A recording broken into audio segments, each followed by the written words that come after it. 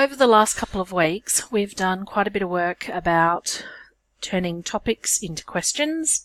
And last week in particular, we looked at why some questions are good questions and some questions aren't. So I suppose that brings up the question, why do we focus so much on the question that you have for research project?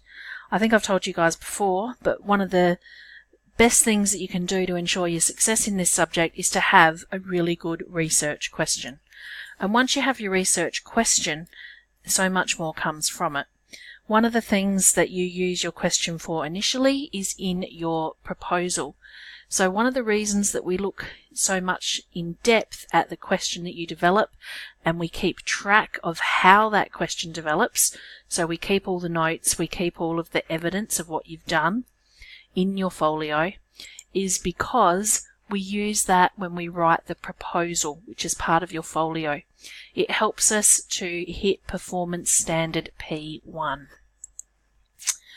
This is an example of a question that a student has developed and how they might present it in their proposal. So all of this student has said is, my topic of interest will be to research my family history.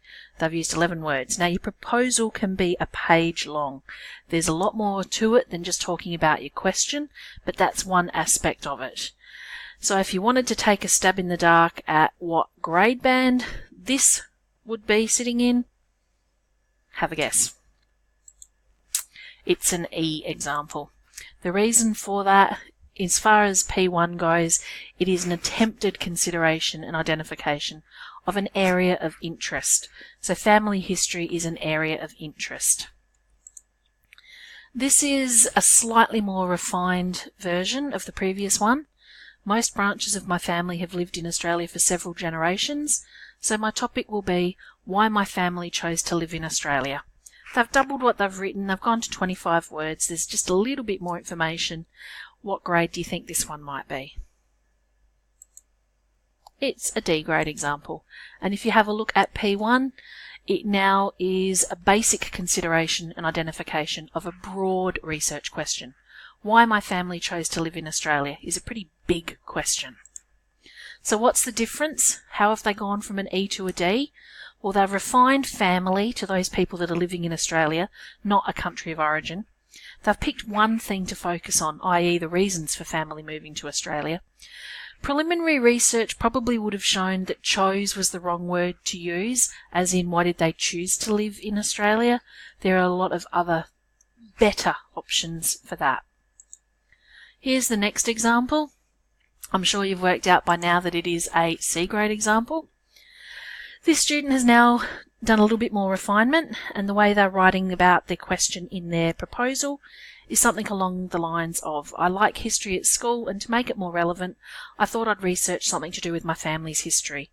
Most of my relatives come from Sydney, so I've chosen to study the history of Sydney's settlement by the British, because a lot of my relatives arrived early on and will be included in this. So that's 58 words. This time, as far as performance standards go, it sits in the C band, which is some consideration of a research question, but little evidence of refinement. They still haven't told me how they've developed that question. But what's the difference from a D to a C? They've given more detail as to why the areas of interest were selected, including some personal relevance about the fact that they like history and their family. Narrowing the location from Australia to Sydney is a positive refinement. It helps with the manageability of what they're going to be doing. The chosen topic, though, is still far too wide-ranging for a 6-month, 10-credit subject, but the explanation of why they've done that is pretty solid. This one, you might have already guessed, is a B grade example.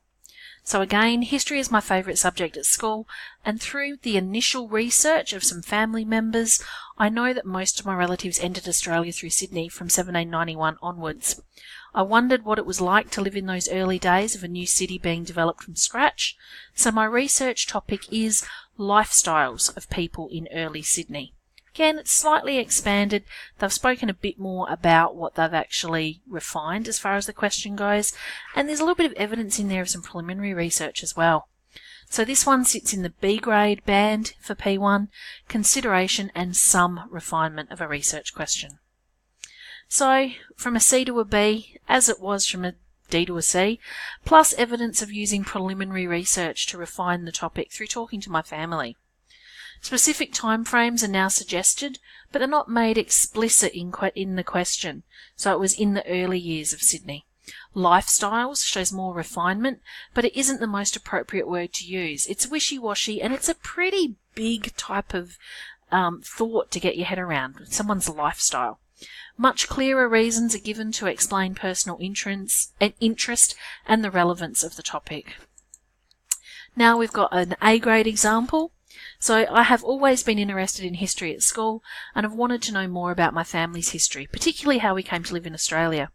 I have learnt previously from my parents that I'm a 7th generation Australian, and my first relatives arrived in 1791 as a soldier and his wife aboard the Third Fleet, with many others also arriving within the first decades of settlement.